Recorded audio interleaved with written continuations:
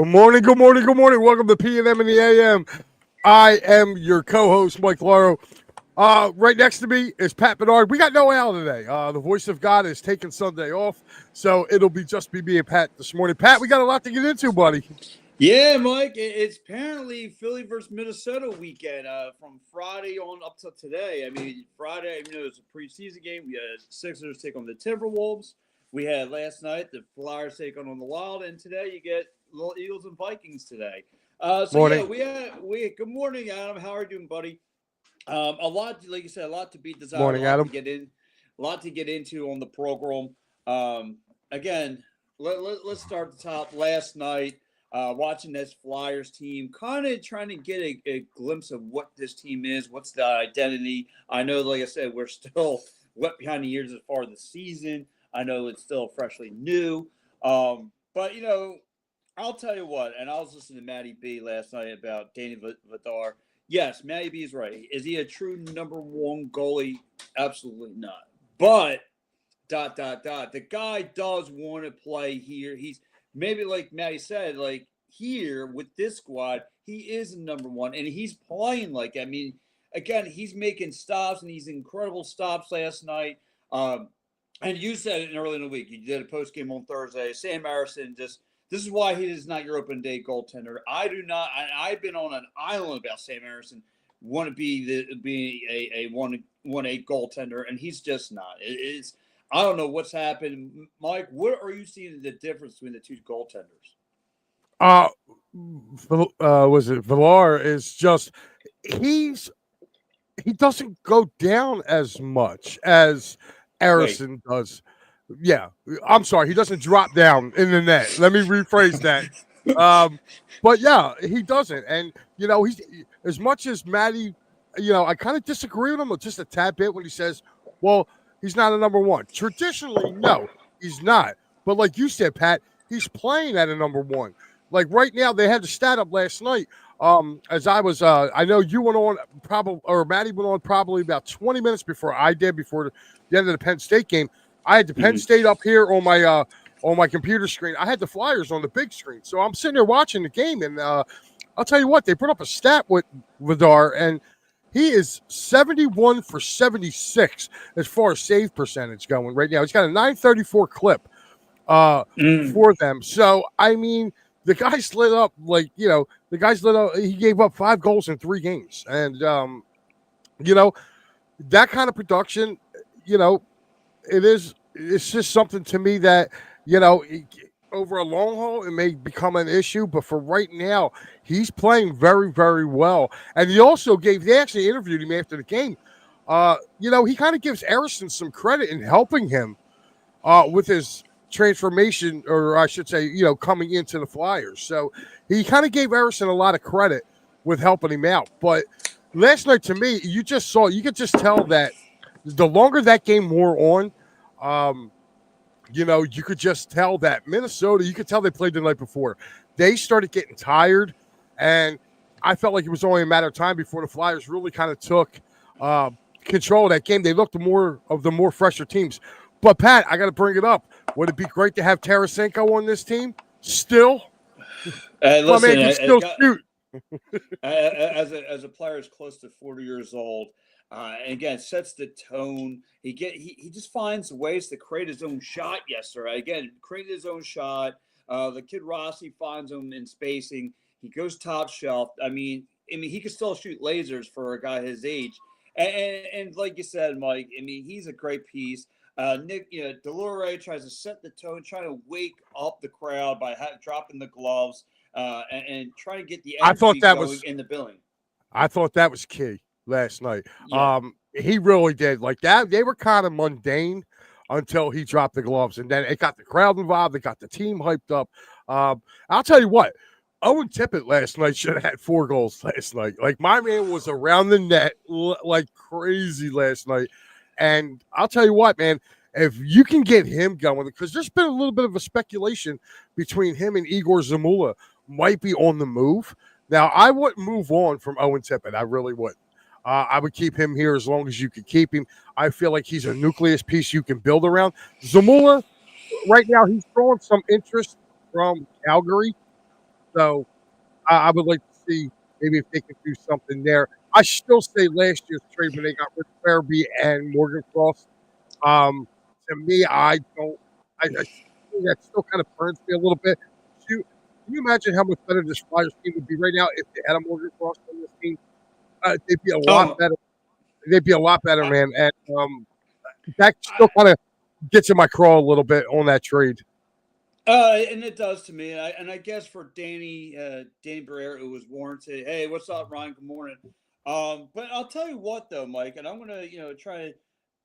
And I listen to me, Matty B, kind of gang up on Travis Sanheim for his weak defensive play. But so far so good. I see him doing a lot of poke checks. I see him kind of meaning business a little bit.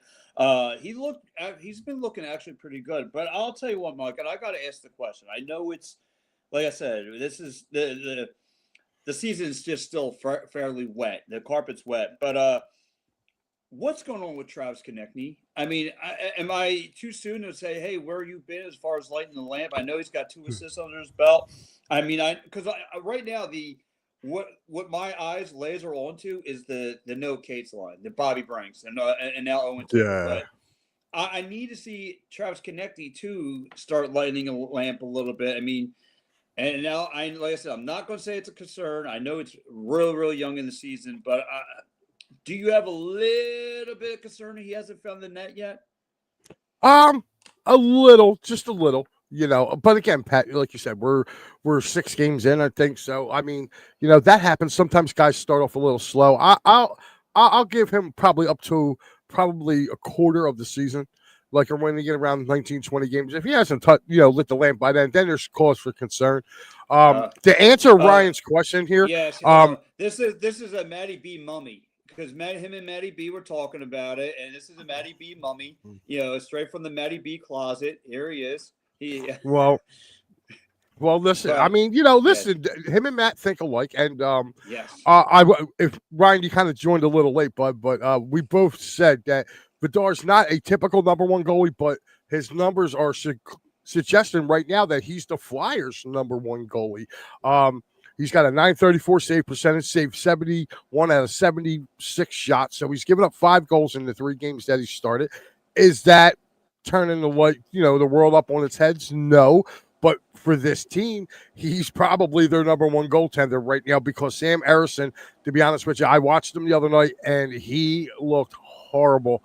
And again, I have Sam. I got the call Monday night. Tomorrow night, and Sarah Erisson's probably going to get the start again, and hopefully he can have a bounce back game. But I think the Flyers got 2 number 2s. I don't think they have a number 1, but Vidar is definitely playing a lot better than Sam Ersson is right now, and it's going to come to a point where they're probably going to ride the hot hand.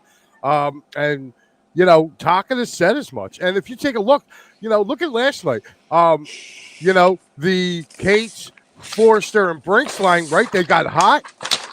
And once they got hot, you rarely saw Matvey Mitchkov in that third period last night. Yeah. So, yeah.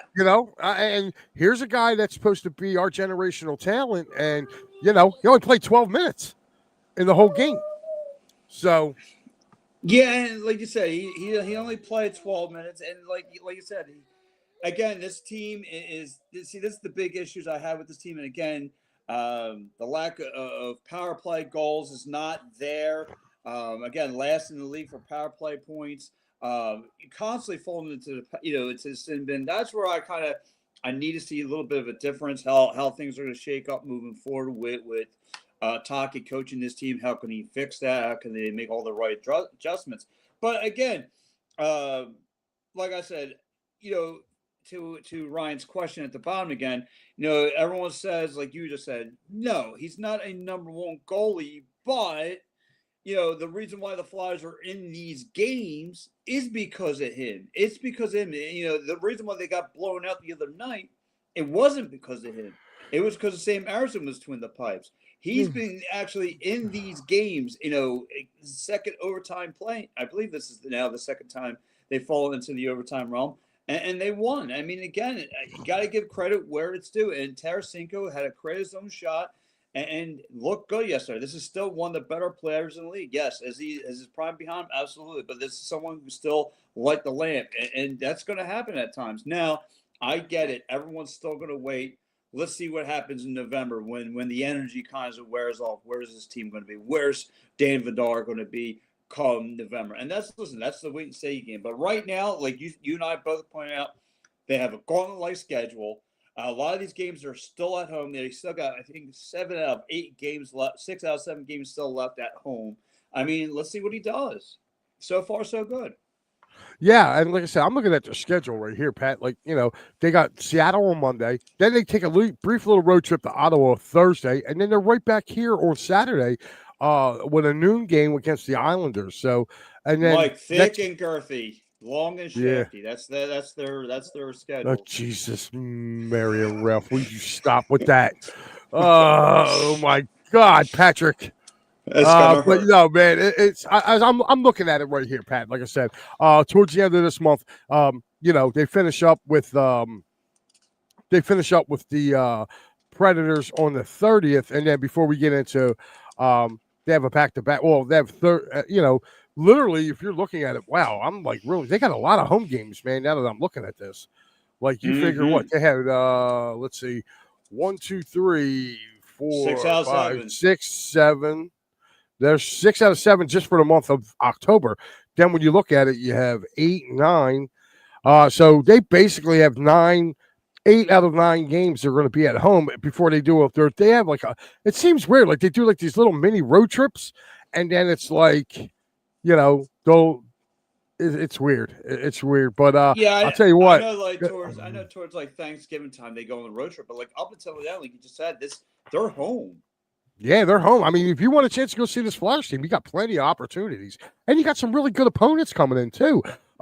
2 Saturdays. 2 weeks from now, you have the Maple Leafs coming in on a Saturday. You also have the Calgary Flames. That's right. Morgan Frost and Joe Furby come back on the 2nd, so they have a back-to-back there. You got Ottawa coming in November. You also have the Edmonton Oilers coming in November, and then literally you have the Blues and the Devils. I mean, coming in. These are all the teams you have coming in within this month. That's why I'm just taking a look because one of these months they are going to be on the road a lot, and it seems like they're doing. They went back kind of old school, Pat. If you're looking at their schedule, late December they go on that Western Coast trip, but this time, you remember every year they used to play.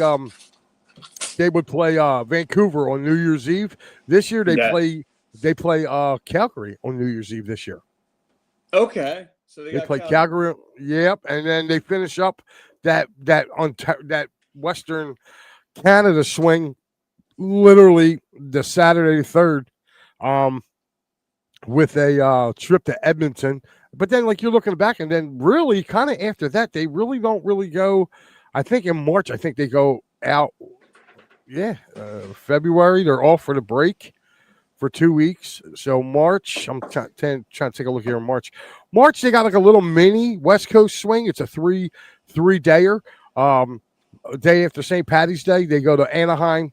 That Wednesday, it looks like the 19th of March, they go to LA, and then that Saturday they play in San Jose, and then after that, man, like you're pretty much there. I mean, you go into April. The last game of the year is at home, from what I'm seeing. Last game of the year at home against. Now, you want to talk about something crazy, right? They played the Jets, right?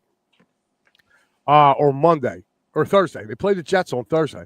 They don't see the Jets again until April 11th. That's the next time they see the Jets. Like, you want to talk about ends of the spectrum there. And then at the ends of the world. So again, the teams are probably 2 different squads. And like I said, we're 2 weeks into the regular season here. We're still get drift of what this team is. We all have no expectations of this team because again, we're just putting our minds. This is a rebuild. Listen, if they somehow luckily make the playoffs this year, hey, listen, we'll be grateful. But again, do we have expectations of this team making the playoffs? No, not really. But again, new voice in the locker room, Rick Tockett's that voice. I like a couple of things I do see from him. He's obviously has all the attention from his team. And they look like they've been playing for this guy, and they look happy being here. They look energized, but can that be sustainable through the next couple of months? I don't know. But right now, from what we're seeing, especially from the goaltender play, it's been real good. Yeah, it has been. I'm just going over some of their games, Pat, like looking on like some of their weekend games. They have like a handful, and I mean a handful of early starts. A lot of these weekend Saturday games are like 7 o'clock at night. Like January, the end of January, they got the Kings at 12:30. They got the Rangers January 17th at 1 o'clock. But for the most part, like what I'm seeing, like going through most of these, they have a 3 o'clock game, the 28th of February against Boston. You move into April or March. You move into March, and the only home game they have really is, as I'm looking, the only home game they have is literally on a Saturday. Is the 14th of March. They play Columbus here at 7:30, and then the 29th of March they play Dallas here. So, like to me, I'm sitting there looking. There's not a lot of weekend games. You know what I mean? There really isn't a lot of games on weekends this year. They do have Boston a 3:30 game in April, but that's about it. Like Mm-hmm. usually the Flyers are known for their weekend games. You know what I mean? The Saturday And, matinees. You know, just not seeing yeah. them this year. No, and I'm a big fan of the matinee, but yeah, like I I'm said, sure you are. yes, love the 1 o'clockers, man. That's the only time I can stay up anymore. But no, like I said, the team could be looking different. The team will probably be sellers by then. But I don't know. I do not know because, like I said, the message is so clear. Everyone's listening. Everyone's doing their job. The energy's there. This team is revved up. They're playing well. And again, as much as I like to harp on the goaltender play, I can't say anything about Vidar. And the defensive play has been actually, other than last week, it's actually stepped up. And because Nick Sealer putting his body on the line, I think Travis in this Dude, past week, he's been Travis, unreal. He's been unreal. yes, He's been unreal. Like if this guy, if he makes it to the All-Star break, I would be surprised. As many shots as he gets in front of Nick Sealer, man, that dude's got body armor. Like he's not. My man's got steel underneath his skin for as much as he take block shots and keeps going. I don't like you said. I don't know how he does it. I mean, he literally throws his body across that ice just to take a puck to the ribs or anything like that. Now, if I did that, I'd be crying in the hospital for a whole year. I can't do what that guy can do, obviously. But I mean, listen, he's set there. The defense looks okay. I think there's times throughout a game where the offense kind of falls asleep. But hey, listen, if the defense could hold down what they got to do, and the Flyers can finally pick their shots and get things going, I'll be okay. Like I said, that no Kate's line to me, so okay, Owen Tippett. But right now, I'm kind of zoned in on Travis Konecny, trying to get him going. I know he's got, like I said, 2 assists, but he's got to start lighting the lamp too. Being the face of this team, he's kind of got to get things rocking and rolling here. Yeah, he does, man. He does. And I'll tell you what, man, like I've been looking around at, just some of the landscape of the NHL right now. And, there's been some really, really, really good games, like kind of to start off with. So I'm looking forward to seeing what's what, man, as this thing goes along. Yeah, and like I said, Taki coming, and again, what did you and I talk about? Going back to Vidar, right? What do you and I talk about? They Briere and Keith Jones, the first time they were coaching this team, they don't go by who's got the big flashy stat numbers. They go by what they've seen around the league.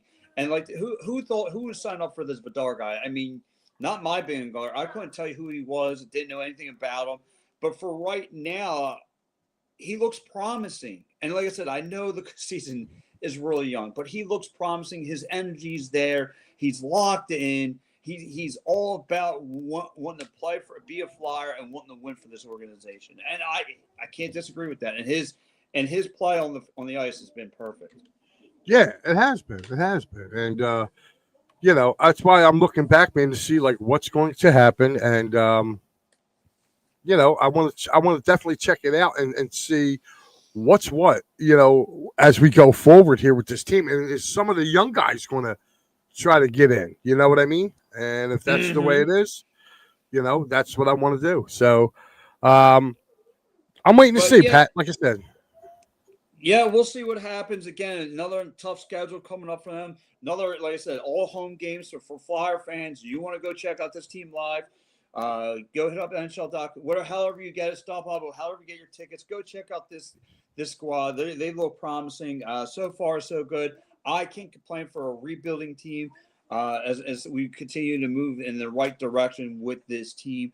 But Mike, another team from the is it no, I was going to say the Wells Fargo Center, but we can't call that no more. It's the X Mobile Xfinity. Arena, Yeah, Xfinity Mobile Arena, whatever.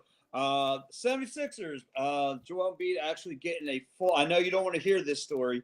I know you listen. You and I are on the same boat, the same island.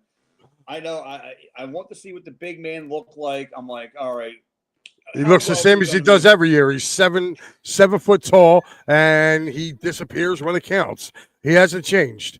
Yeah, and look, he looked good on Friday. And I get, listen, Minnesota just threw out their YMCA players, their G League players, their backups, and just want to see what they got there. And I get it. But me and I had Aaron Bracey, who covers Big Five basketball hoops, who's a book reporter. He just wrote a new book on the Iverson, and he even said it. He says, "Listen, me and him are agreeing. Like maybe this is just a now because time, Father Time's ticking. He don't have much time left. Let him just be that veteran role now. Now he's kind of long in the tooth, and I just want to see the young core of this team. And if that subtracts him off the floor." And just want to see what the young guys can do. And that's all I'm about seeing. Just like the Flyers, I just want to see what, if we could throw something at the wall and see if it sticks. That's where I'm with this hoops team. And maybe Joel Embiid, because I saw Joel Embiid fall on Friday night, biting my nails. But again, he looked good. He looked like he can move again. He doesn't look like he's hurt, aching, in pain. Now, whether it happens in a few weeks, that's going to be a different story. Like you said, when it matters, it's going to be a different time, and we'll see what happens. So, and then, like I said, I didn't want to remember this Joe Embiid because I've seen when we through the Lindros era, I was locked in the Lindros till he got hit by Scott Stevens, and then we obviously he had to get out of here because he was too injury prone. Ryan Howard, that torn that Achilles heel, he would have to get out of here. Now it's the same thing with Joel Embiid. I don't want to remember Joel Embiid because he was too injury prone. We didn't want him on the floor more. I want to remember him for the skill set he had, and I don't think he's doing all the immature stuff like he's trolling people on Twitter. He's a father man of three. Like I think he's going to be a more mature player. And when he's got to be able to handle when the stuff gets bad, and how's he going to handle the room? But he's got to be that veteran guy now that kind of like, look, I'm the father figure in the room. This is still my team, and let's just give it the best punch. I don't know about that, man. I mean, look, it is what it is with him. Like, until I see differently from him, my things are my views of him are not going to change until I see, the difference from there. So, I mean, again, we could talk all day about what the Sixers could be. Again, health has to play a factor. You have basically two guys that are basically fighting to try to stay on the court. Um, so I like the only thing I will say is I like the supporting cast a little better this year than previous Mm-hmm. years. I do like the supporting cast around them guys a little better, but you got to have George and Joel on the court for them to even get there. And the thing about it is, Pat, if you're listening to some of the analysts, like if they stay healthy, like the Sixers are a favorite, believe it or not, to go represent the East in the finals. Now, whether they get there or not, it remains to be seen. To me, they can't get out of the second round. So No, they got to show something to get past there and for me to no, consider it to be a good season. no, and I'm with you. Listen, that's going to be when you think of the Joel Embiid era, that's where everyone's going to go, right? Well, the guy couldn't get past the second round, and then you could give me all the injury stories. Well, if he was injured, why was he on the floor? All that stuff. Like I talked to Bracey again. I was telling him, I said, listen, you give me the whole injury story. Listen, he does get himself banged up, But that series, when they were up on the 2 games on Boston, and him and James Harden were nowhere to be found, you have to take that. You have to take that. You're the star player, however. Like you said, I do like the supporting cast. I saw VJ Edgecombe. He looks like he's all business in the paint. That's great. I like the younger players. I like McCain's, the Maxies, all these young cats. They look like they have a young core going, and that's what it's about. Like, I don't want to see Paul George to take the floor anymore. I don't want to see Paul George on the floor. I want to see this team stay young. I mean, if the NBA has not paid attention, look at Cleveland. Look at OKC. They built through the draft. Look at Indiana. These guys. New York. New York took Villanova North, and they turned them into a friend. They got Brunson. You don't need the big flashy names. Just get a build your own names. Build through your farm system. See what you got, and go from there. Yeah, I agree, Pat. I agree. I mean, what I like to see from them, and I got a question for you, right? I don't know if you saw yesterday, Jimmy Butler got released from the Suns yesterday. Okay. Would you take a flyer on maybe bringing him in, bringing him back with Joel Embiid, kind of helping Maxey out? And I would like it, because I know it. A lot of people don't like his attitude. He's one of the guys who are not afraid to say anything to anybody. He doesn't sugarcoat anything. He's a straight up dog. Matter of fact, when he was here for his first go around, he actually lived about 5 minutes from me. But no, I hope and I think that if they kick the tires on Butler to come back here for one more go around, maybe. And listen, we know him and. Geez, I already forgot the coach at the time. But him, Ben Simmons, they didn't have the best kumbaya relationship. But again, if you could get him back here for a one and done thing, see what he still has left in the tank. Kick the tires on him, man. Sign him to a 2-year deal, but make it team friendly. I'm pretty sure he wants to play. I'm pretty sure he'd love to come back and play with Joel. I mean, he was trying to recruit him to Miami when he was down in Miami. So I mean, why not? He was released. Get on the phone with him and bring him here. Like, you don't have to work. You know what I mean? Like, give it a shot. Yeah, and listen, it's not going to hurt. It's again, try and move this franchise forward. Again, you have a bunch of young legs now. Kick the tire on them. If it doesn't go, listen, you gave it a whirl. We all know what he shows up in playoff time. That's where it's key. That's where unfortunately that's where Harden didn't show up, or Ben Simmons. He shows up in playoffs. He can get you to the promised land. He brings the dog out. He's fearless getting the ball come playoffs. Oh, he's another animal. Pat, speaking of the 76ers, I want to congratulate you, buddy. Pat, that's right. There it is. There it is. And what's the name of this now, Pat? This is getting processed. It's a Wrap Sports, getting processed with me. Yes, I will be doing 76ers post-game shows for the program from here on out. So, again, I'm really happy. I'm looking towards doing this. Sixers, Boston. This is where we're really going to see what Joel Embiid's really made of come Wednesday. It seems like us here at It's a Wrap, there's not many of us, but we all wear many hats, and we enjoy doing it. So, yes, and many costumes. You think, yes, many costumes, and Pat's used to costumes. But Patrick, yes, you are. Anyway, Pat, we got to transition over now, because now we got our team in green. But before kind of cap. That, Mike, go ahead. Let's finish up on the Sixers. No, not the Sixers. Again, first time doing a Penn State show without James Franklin. How do you feel? Oh, relieved. I mean, relieved, because listen, did I think they were going to go in there and beat Iowa last night? No, they don't have their starting quarterback. This team, I will say this. The kid didn't look that bad last night. The freshman quarterback, the thing that let them down last night, honestly, was their defense. Anytime that kid Gronkowski wanted to run for a first down, he pulled it and ran, and Pat, he had 9 rushes for 130 yards and 2 touchdowns. He damn near had the same amount of rushing yards as Kaytron Allen. So I did like the fact that Penn State kind of went back to the run a little bit. but I think they got to let this kid throw a little deeper downfield.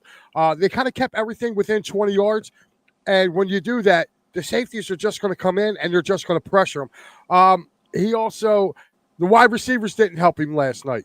They dropped a lot of balls last night, and if I'm Penn State, I'm still looking in the portal this upcoming year. I think Penn State's going to be okay, Pat. I really do. I kind of gave my synopsis yesterday of who I want for a head coach. Yes, I want to hear about it. I got two guys in mind, and actually, after listening to Dave Portney, I got three. I like Urban Meyer. I think Urban Meyer, you can get him to come out of Fox, come back here, and he will gladly take that Penn State program just because of one, the way he went out at Ohio State. So for him to get back at them, plus he'll have Jim Knowles, who was with him when he was at Ohio State. So you'll have that. Okay. Number two guy will be Luke Fickell. I don't think Luke Fickell's going to survive this year with Wisconsin. I think they will get rid of Luke after that. I think I've been saying for a long time, if Luke Fickell was the head coach of this football team, that they would be a lot better than they were against James Franklin. Another guy, too, that I'm looking at is the Army head coach. Portney said his name. I can't remember it offhand. But look what he did with Army. When he got to Army was a laughingstock when they got there. They lost the Navy every year. They weren't really good. He's really turned that program around there, and he may be looking to do that. Now, the guys who I don't want Marcus Freeman from Notre Dame. He can stay in South Bend. To be honest with you, South Bend's a better place for him, really, right now. I mean, he would be kind of downgrading going to Penn State, and that hurts me as a Penn State fan because I hate Notre Dame. But Notre Dame's the better job right now, so I don't want him. I didn't want Signetti from Indiana. I did not want him. Okay, I don't want Matt Rule. Matt Rule is, as I said it last night, he's the white version of James Franklin. Okay, he can't win big games, and Matt Rule's the type of guy, he likes to build it up, but as soon as they go to commit to him, he bounces and goes. He did it to Temple. Temple was ready to give that dude a lifetime contract. He left Temple high and dry, went to Baylor. When Baylor went to give him a contract to make him the guy, he bounced and went to the NFL. When he didn't make it in the NFL, he came back here to Nebraska. You know what I mean? So maybe he might have learned something, but again, so I mean, those are my... You're right. No, you're raising good points. I can't, everything you're saying, I cannot deny. Those are good points. I want you to think about something, Pat. Think about something. The Temple Owls have a better football record than Penn State does right now. So is Nova. Nova's crushing it. Oh yeah. Well, listen. Nova is like the Alabama of their. I guess of their whatever, like, you know what I mean? Like, Nova's got a really good football team, which, by the way, guys, next year, one of Temple's home games is Penn State. I think it's week 2 of next year. So I will be going to that game. So make no mistake about it. I'm going to be at the Penn State Temple game next year. I will be there to watch that game. You don't think that Penn State may go for an ex-NFL name? Maybe somebody they'll wait and like maybe I'm just throwing whatever. Just say an example. Maybe a Dougie P might want to come over there or something. Something maybe an an NFL name might want to. If I'm looking to bring in any ex-coach that's out there right now, I would bring in John Gruden. I think John Gruden would thrive in the college game. I think he would. Gruden been thrown around. I've heard his name too. I mean, which is something you may have to look at. I would like it, and I think the way Gruden coaches would be perfect for college football. I had a couple guys on the post game last night. They were kind of dogging Chip Kelly, and I said, "Whoa, wait a minute!" I said, "You guys can dog Chip Kelly for his NFL coaching." I said, "You can't dog his coaching for his." NCAA coaching. I said, because the reason why Oregon is where they are today is because Chip Kelly laid the foundation for that to be built on. I said, now, his time in UCLA wasn't as good as it was in Oregon. I said, but he still had a winning record. He was 75-74. But I said, he didn't get the same resources at UCLA as he was able to get at at Oregon. I said, whenever he went for a recruit, I said, he would have to fight with USC, which is right across town. You know what I mean? So I said there was a lot of battles with him going there. I said, now, his time as a Philadelphia Eagles head coach and a San Francisco 49ers head coach, if you want to dog that, that's fine. I said, but college? No. He was definitely a lot easier to go. Pat looks like he's taking a break there for a second, so I will continue on with this. So yeah, they are my. If you're going to give me my top four would be the Army head coach. It would be the Army. Pat, my top four would be at number 4, the Army head coach. Number 3 would be John Gruden if they could get Gruden. Number 2, Luke Fickell. Number 1, Urban Meyer. I would definitely, because with Urban Meyer, like I said yesterday on the post game, if he were to come in, he's not going to be here long. You may get 5 years out of him, but within those 5 years, Penn State will be challenging for a national title. You know what I mean? And I mean, like, I'm talking right from rip. So, you know, I would definitely give a shot and kick the tires on it. He may not want to come, but, you know, why not? Your background, dude. No, I got nothing on there. But no, it's crazy. No, I'm with you. I got. No, like I said, I might want to kick the tires if John Gruden has any interest, or like I said, maybe a Dougie P kind of a deal or something of that nature. But again, we'll see what happens with this squad. Mel Teicher is icing. Then, oh God! Oh my God, Nooms, that was a beatdown yesterday, wasn't it? He's referring to the Indiana Michigan State game. Holy cow, dude, that was a beatdown from start to finish. Oh, well, I can't say that. I mean, I can't say that. Michigan State kind of held the lead for about, I don't know, a minute or so. And then after that, it was all Indiana. But, Patrick, we got a pro football team. We got to move. We have to move on to these guys. We have to talk about the elephant in the room.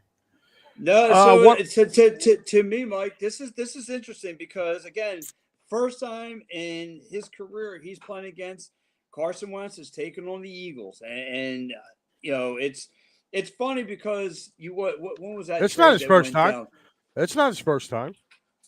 This is not his first time playing against. He played against the Eagles when he was with the Reds. When he was with Washington, he started against the Eagles a couple times. Remember, we sacked him 9 times.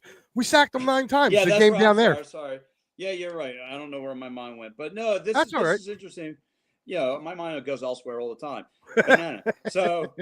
It's you know, when I look at this, and I always think, and it always takes me back to the trade, right? It always takes me back how people reacted when we moved on from Carson Wentz. Like, they're done with the franchise. The franchise made the biggest mistake ever.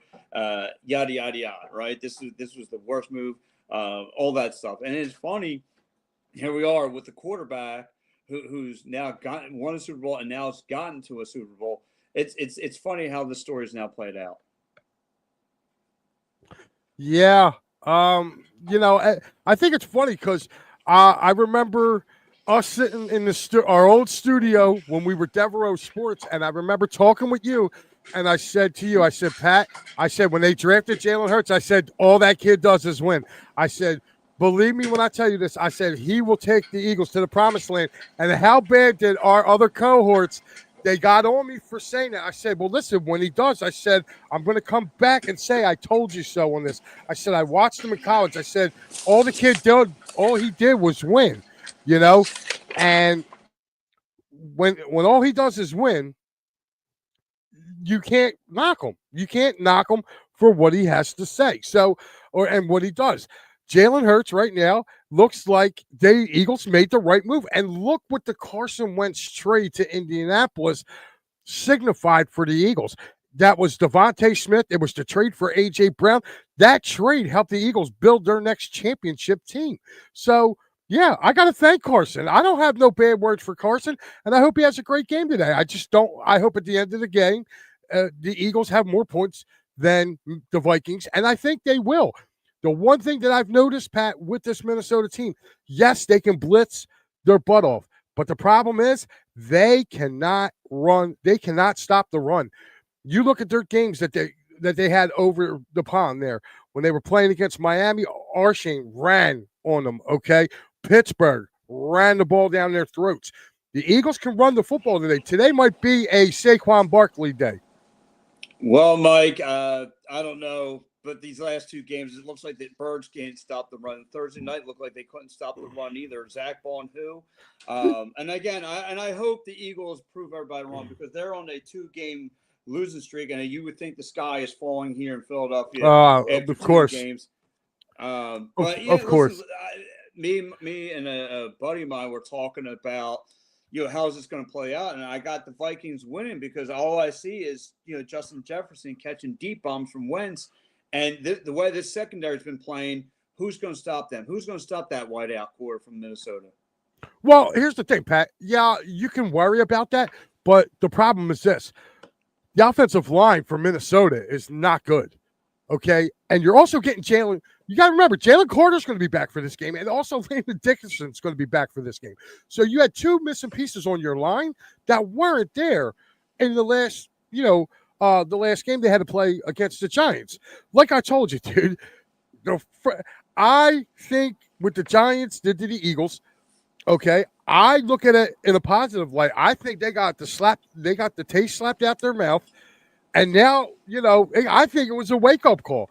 Now, do I think they're going to go in there and blow Minnesota out? No, Minnesota's got some good players. They have Aaron Jones running the ball. They got T.J. Hawkinson at tight end.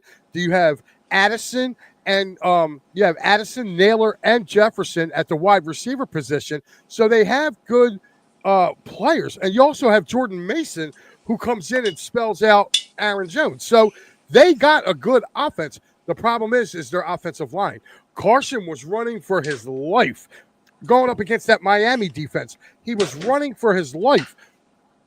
I'm sorry. The Eagles' defense and defensive line is a lot better than Miami. They got to get after him today. And if they get after him today, he's going to put the ball up. He's going to make mistakes, man. So, again, Noom's checking in. He says, there's something to be said about playing with other talent and knowing how deep others players happy when it comes to Hurts. He said that will require to run block for us on Minnesota. Well, again, and he says no. Van Ginkel is a killer for many. Right, Van Ginkel. He's probably one of their best. I guess you could say pass rushers. He comes off the corner. So, but I kind of like our defense today. I do. I think they've been challenged, and Quinyon Mitchell's still going to be on the field. He's coming back this week. Now, I don't know if he's at 100%, but he is going to play today. So, like I said, it's hard for me to buy in for anything right now. And like you said, I'm hoping that you're right. I hope the story is, listen, Thursday night, the Giants slapped you around, embarrassed you on primetime TV, and this is going to make you better. And I hope that the whole play calling, I hope something got fixed within these 10 days. I don't know what it is, but I hope I see not just a half of football. I want to see 4 quarters of disguising plays, whether it's mixing up play action passes, whether it's run the RPOs.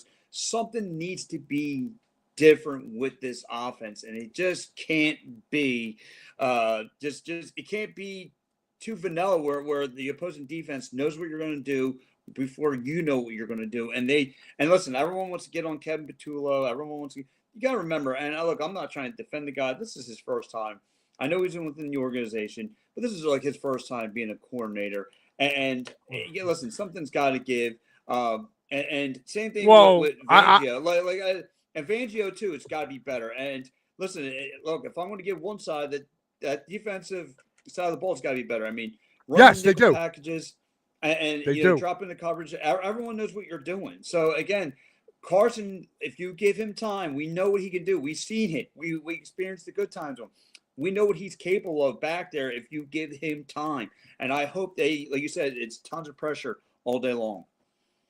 Yeah, I agree with you, Pat. I really do. I want to answer Mike's question right here. He's saying they need a legit pass rusher. Well, here's the thing. You're not going to get a legit pass rusher right now unless you do via trade. Now, there are some options that are going to be available. To be honest with you, I kind of like the kid from Miami. Chubb and the other kid both are going to be available because I don't think Miami's going to be pressing. You might be able to get one of those guys to come up here. Also, you have Trey Hendrickson. But, to be honest with you, like, really, Cincinnati, if you really look at it, they kind of painted themselves back into a corner because they can't ask for a ton for him, but they can get what they need. And I think that's going to be the case. Now, I don't know if he's at 100%, but he is going to be available. because the guy's on a walk year. He's going to be a free agent after this year. So they can't really ask for much. So, and plus he's hurt. So again, I want to make sure that, I still think that there's some things being worked out. I'm still hearing the Eagles are trying to get Denzel Ward from the Browns. That's looking more and more like almost not a possibility, but getting closer to a reality. And they're also looking to bring in another pass rush person there. So let's just wait and see, man. Like what happens with that, dude.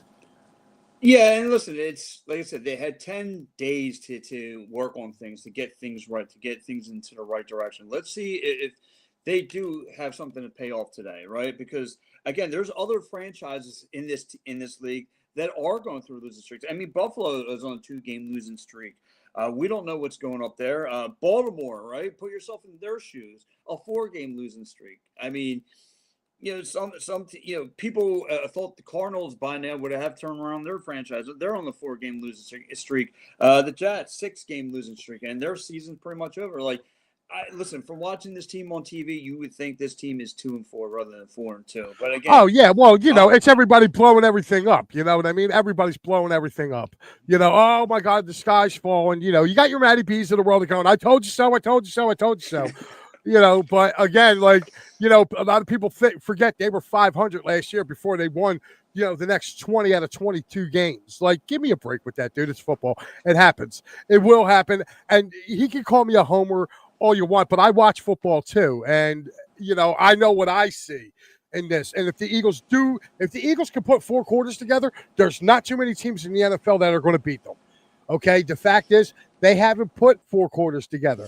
But again, you have to look at it like this. Preseason is not what it was at one point in time. Okay, very rarely in the NFL do starters play anymore in there.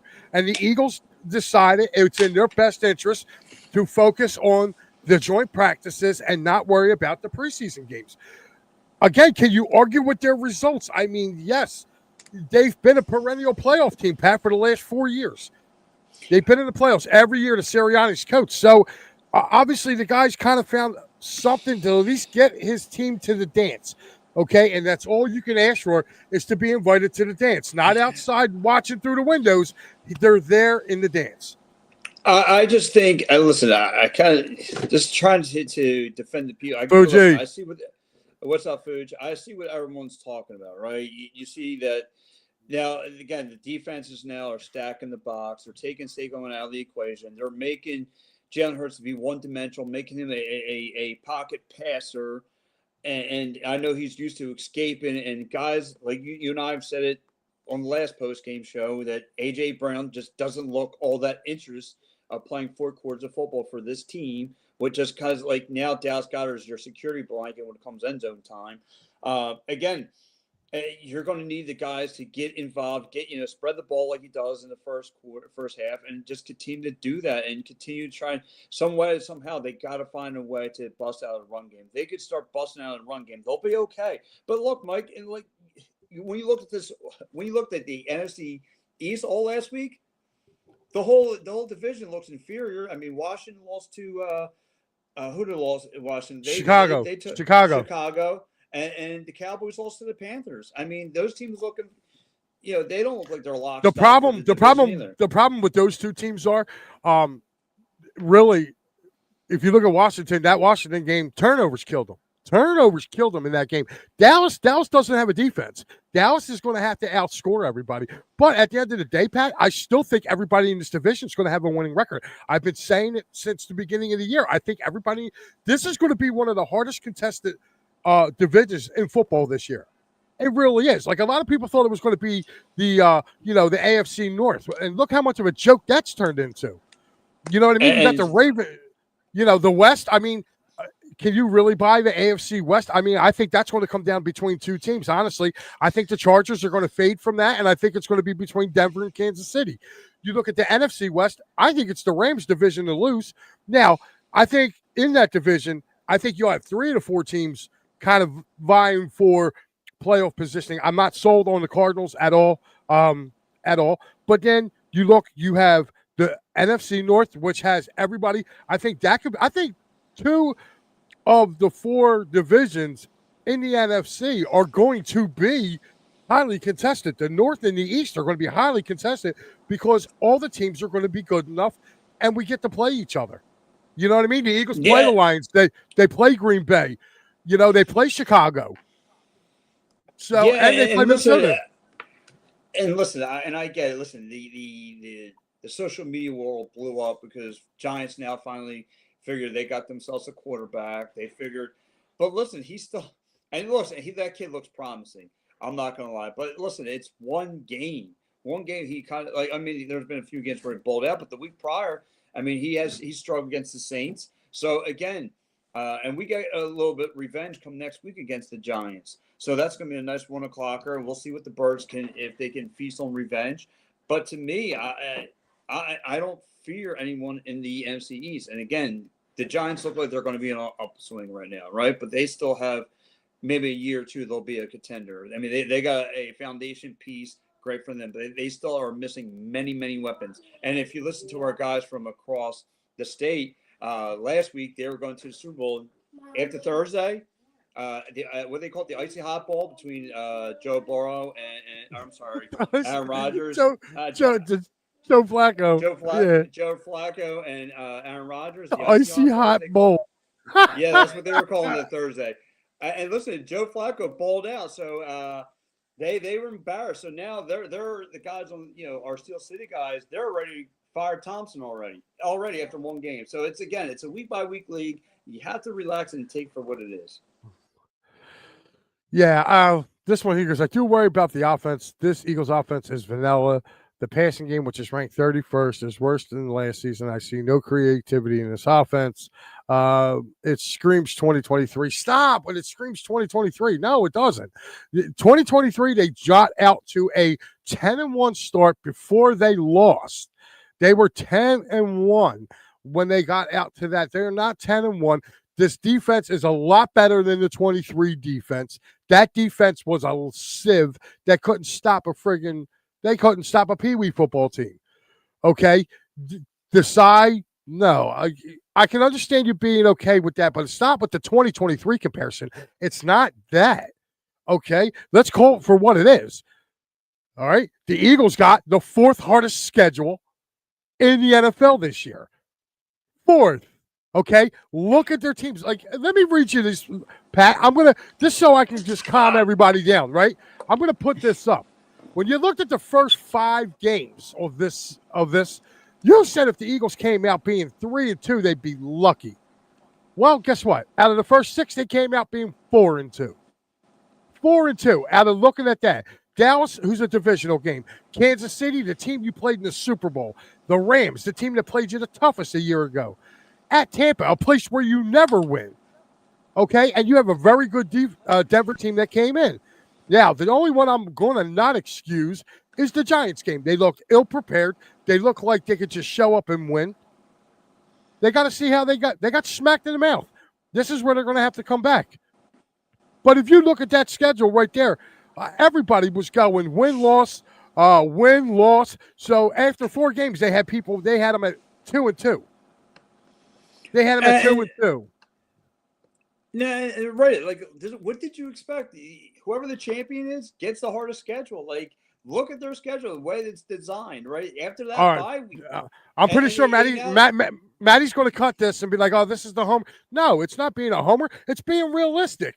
They're not playing a full game, which you have to take back on coaching, okay? Them not looking prepared. I'm only going off the last game. I'm not going off for how they look since beginning of the season, because again, really football doesn't pick up until about this time of year because nobody plays preseason. So your first 4 games are basically preseason games. That's why nobody goes undefeated anymore. They don't. All right. You know what I mean? Look at it this year. All the undefeated teams were done by like week 4. Oh, look at Steve, man. He says it. Steve says, "Dude, these aren't the last year teams. This schedule is stuff, and it's a little." All right, Steve. Yeah, all right, ridiculous. Steve. Hold on. Okay, so you're going to tell me that Eagles Cowboys that should have been a blowout? Like, no, I mean, come on, stop. Okay, they played Kansas City in Kansas City. Kansas City's not a good team. You just saw what Kansas City did last week to the Lions. They smacked the Lions around. And the Lions are supposed to be one of the NFC's best. They got smacked around in the same building where Jalen Hurts went there and won. That's that one. Then you have the Rams. Okay, of course, you're going to hear, oh, well, they got lucky. They blocked 2 field goals. I don't call that luck, dude. If you block 1 field goal, you're considered lucky. If you block 2, what the hell do you call it? Extremely lucky? Okay, it is what it is. But they still allowed the Eagles to get back in that game. The Rams had that game dead to rights. They blew that. So, I mean, come on. And then you're talking about Tampa. When was the last time? The last time the Eagles won in Tampa was back in 23 on a Monday night. That was the last time they won there.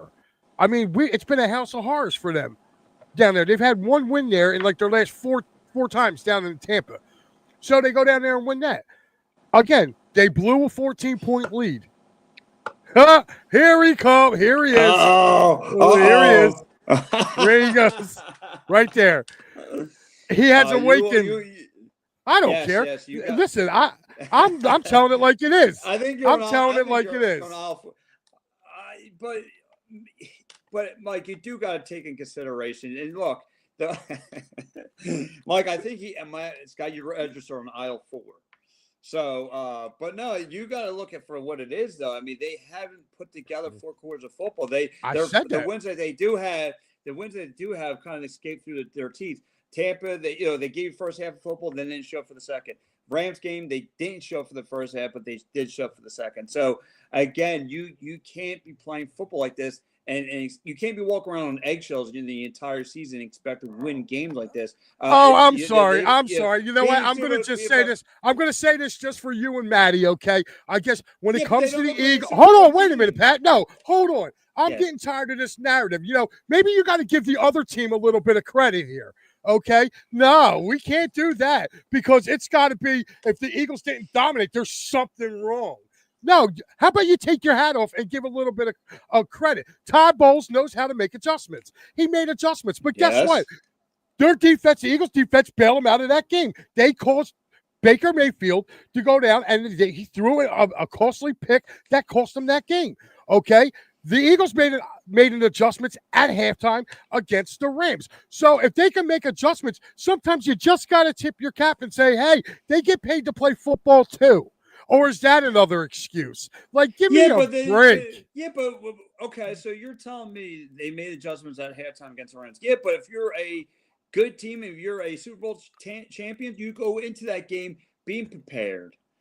And if you're going against Tampa, I get it. Todd Sproles, one of the best defensive minds ever to play the game, and that knows how to make all the right calls. But again, where was the right calls on offense to counterpunch that? There was not. There wasn't one yet. I mean, again, this team, you can't be skating around on thin ice because I've been saying. Listen to what I'm saying. I said that. Okay, but they're 4-2. They're 4-2 with everything that's going on. They're 4-2. 4-2. They're not 1-5. They're not 2-4. They're 4-2. Like, I don't want to hear that. Like, no, they're not. Now, what happens when they play a complete game? Then we put duct tape across their mouths and zip it. But until then, Mike, this could change. But listen, for a while. Oh, listen! If they go to Minnesota today and get knocked out, then hey, everything is off and out the window. You rip them apart. They have you have every right to do so. They had more than enough time to prepare for this team. Okay. What if Carson throws for 3 TDs, no interception, just torture? Bro, if he throws for 3 TDs. Listen, then he does. And if the Eagles lose that game, they got every right to get ripped for it. They have every right to get ripped for it. You ain't going to call for someone's head by now? You want to call for somebody's head? Pat, what are they going to do? Are you really going to fire Sirianni? No, it's not going to happen. They're not going to fire Sirianni. What's going to happen is Sirianni will come out and say, okay, Sirianni's going to be like, okay, I'm taking over play calling. That's what's going to happen. That's what's going to happen. But honestly, I think Sirianni's been the guy kind of calling it anyway now, because this to me stinks like I'm not even going to say 2023. This is like 2021. If you're looking at this offense reminds me of 2021. Jalen's first year as a starter, where they couldn't get nothing going with the pass game. This is what that reminds me of. That's why people are saying, oh, 2023. No, this is not. You may have 2023 vibes because they broke out into that, good record, but it was all false. You could see it coming. The defense couldn't stop anybody. This defense is a lot better than that 23 defense. And there's a different guy calling it as well. There's a guy who's been around, seen it. Okay, now can they make it? They have to make the adjustments. But for Jesus, God, dude, let them play the game. Like, you guys are acting like they're playing the Sisters of the Poor here. Okay, like they're a bunch of scrubs. Like, like there's a bunch, like the Eagles are losing to Pee Wee football teams. Like, give me a break. Like, you got to give me a break with this. They're playing NFL teams, dude. They get paid to play football too. It's not an excuse. It is what it is. It's the truth. But have they looked like they haven't looked like the team they were last year? They don't look like Super Bowl champions from what they were last year. Hold on, Pat. Last year they didn't look like Super Bowl champions the first 4 weeks. They didn't look like Super Bowl champions. No, stop. They did not look like it. You're right. Yeah, but we're past that now. Now we are going into what week is this? 6? This is week 7. Week 7. And they still look like they have it together. Pat, guess what? Pat, if they win today, guess what? They have the same record this year as they had last year. Think about that for a second. The difference is, like I said on last week's show, last year you had a plenty of teams. You had the Browns, the Bengals, and the Giants. 3 teams that were not playing well that you escaped from. You don't have that luxury no more because you are playing a harder schedule. And now all these teams that you're facing are going to give you the fits because you are the world champions. And they're 4-2. Listen to what you're saying. You're actually validating my point. I can't believe this. I think I'm actually going to look for lightning bolts to come out of the sky. You're validating my point. They're playing a harder schedule. They're playing playoff teams from a year ago, and they got a 4-2 record. What is the issue? Yeah, but they haven't gotten into the meat of their schedule. Are you kidding? What meat? About to get into the meat. What meat? Hold on. Did I miss something here? What meat of their schedule? Are you talking about the Green Bay, the Detroit, and Dallas? Are you worried about Dallas? Because I just watched them. They can't stop nobody. Did they not just lose to Carolina? We just talked about this, right? Hold on. Yes. Hold on. Time out. You're worried about Detroit? Did you not just watch them lose to the same Kansas City team in the same building that we beat Kansas City in? Okay, you're going to worry about them. You know who I would worry about on that list would be the Packers. That game might actually go. They may actually lose that game. Mike, I'm not. It has no deficiencies. There's a bunch of deficiencies on this team. Pat, every team's got deficiencies. Oh, every team's got deficiencies. You want to talk about losses? I mean, we can go down the line and talk about losses with everybody else. The NFL is not college football, okay? The big, strong teams don't beat up on the smaller, stinky teams all the time. Sometimes the stinkier teams get a win. How about this? Green Bay. People are worried about Green Bay. Green Bay went to Cleveland and lost. They lost to the Browns. Okay. Is the sky falling? Like, no, come on, stop. It's the NFL. That's why there's a term, any given Sunday. Well, guess what? Last Thursday, the Eagles got smacked in the mouth. They weren't prepared. They took the Giants lately, and the Giants kicked their ass. And guess what? If they go to Minnesota today with that same attitude, the Vikings are going to kick their ass. Then that becomes a coaching issue. It's not player issue. Okay? If Jalen Hurts is throwing the ball to A.J. Brown and the passes are hitting him in the hands and he's dropping them, that's a player issue, okay? Or yes, if he's not reading the right defense and Jalen throws 4 interceptions, that's a player issue. But your team running out there thinking they can just show up and not being ready to play, that's a coaching issue. That's a coaching issue. And what I mean by a coaching issue is you don't have your team mentally and physically ready to play. So, Patrick, what is your prediction for today's game, buddy? I'm gonna go with let's go 24-17 win Vikings. You said 17-14 Vikings? No, 24-17 win Vikings. Okay, so you got Vikes winning 24-17. One thing I noticed with this Viking squad, even with him at the helm, them scoring 20 points is very hard. I like the Birds. I think the Birds win. I say 21-17. Kind of a close game. I say 21-17. And Mike, I'm not saying I'm not worried about the Lions, buddy. I'm not saying that. The Lions are a good team. But what I'm saying is I'm just showing comparisons of how good teams can lose. And when you have two good teams playing, somebody's going to win, somebody's going to lose. That was the Eagles game in a nutshell. They kind of took their foot off the gas against Denver. They allowed Denver to come back and win that game. I have no excuse for the Giants game other than the Eagles showed up and got their ass kicked. Didn't make any excuses. But again, people are going to put this up. You know, Steve says last week was about trenches and our 25 weaknesses going up against the Giants' great strength. It's nice the trenches is getting magnified. Yeah. You know, and listen, I will give credit to our boy Pudgy Mike. Pudgy Mike, you know, turned around, looked, his exact words to me were, I don't know if we started the Eagles' downfall or if we slapped them in the face and woke a sleeping giant. That was his cue to me, and I'm hoping it's more of the other. But, Patrick, I'm going to give you my picks for today. Right now, I took the LA Rams in the early game -3. I got those Chicago Bears -5 against the New Orleans Saints. They're home against the Saints today. I took the Green Bay Packers on the road in the desert as they are giving up 6.5 to the Arizona Cardinals. So I laid the 6.5. I took Denver -7. Denver is at home against the Giants. I took Denver -7. And my upset of the week, that's right, you heard it here first. I am taking Tampa Bay Monday night to beat Detroit. I think they went outright, but I took Tampa with the 5.5.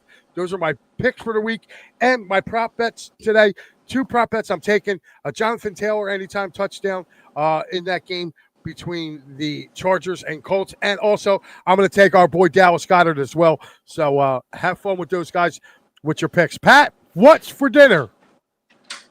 I'm going to go different. The home foreman, she's making wings. I'm hoping. And mac and cheese. And what else? And wiener. Oh, what? Figures. I'm going to give her a honey glazed carrot, but that's a different story. Are you sure it's a baby carrot, right?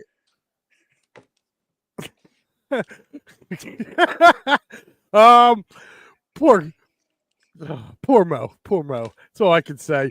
Pat, I'm actually doing. I'm going Italian, dude. I'm doing homemade meatballs today. I'm doing homemade meatballs with. I'm gonna have ground beef, ground sausage, mixture. So yeah, we're gonna do that. Probably throw a little pasta in there. Little pasta. Bonjour. Oh, that's French, Pat. Man, yo, you're having a rough morning, dude. Your poor wife, man. She's stuck making you whatever it is you want, and then all you're going to give her is a baby carrot. That's crazy. At least it'll be glazed. But a glazed baby carrot. Jesus Christ, we are going off the rails. We got to take it home, Patrick. Yes, but before we do that, let me get into for the people who are just maybe this is your first time checking out It's a Wrap. I've been hearing nothing but positive feedback for this great network. And again, guys, tell your friends about us. Hit like, subscribe, Facebook, YouTube, Twitter, Twitch, TikTok. We are everywhere that you get your social media platforms from. Again, guys, this is the PM and AM show. Oh man. Yes. Oh yes, man. This is the PM and AM show every Sunday mornings at 9:00. And again, today our man Al is coaching. God bless his soul. But yes, he'll be back here probably next week. Then of course, guys, you have the Fly by Eagles post game show. So you catch your man Mike Lauer today. He'll have you covered for Eagles and Vikings. Again, if they get blown out, Mike's gasket will get blown off. Oh, so, listen, I will come on here. I will come on here firing. I'll probably have spaghetti sauce all over my face. But hey, tune in. It's going to be a good time. And guys, don't forget tonight. That's right. His week does kick off. He did pop in here on us a little while ago, putting up the Arboretum. Matty B. Yeah, he's like Beetlejuice, dude. You say his name and he just appears. It's great. I'm pretty sure we probably made him choke on his coffee this morning, which is probably a funny thing. But yeah, he will be back tonight with the final word. He will be going over his thoughts of this upcoming Eagles game, talking about probably last night's Flyers, because he did have the post game and where they go from there. So make sure you tune in. Look at this go ahead. graphic. Look at the graphic that he's in. He looks like the Terminator. He doesn't even look happy in this graphic. He looks like he's ready to let loose. You know what I mean? He he looks like the Grinch in this photo. He does. But hey, that's just Matty. Yes. He said, Jay haven't rooted for Kate's this hard since Jack Harrison 48. Oh man. All right, guys. Well, listen. For Pat Bernard, I am Mike Laro, guys. It was our pleasure for you being here with you guys this morning. Pat's going to go stick his face in some breakfast. I'm probably going to do the same. Enjoy your football Sunday, guys. I will see you right back here after the final whistle for the Eagles game. You guys have a great day, and we are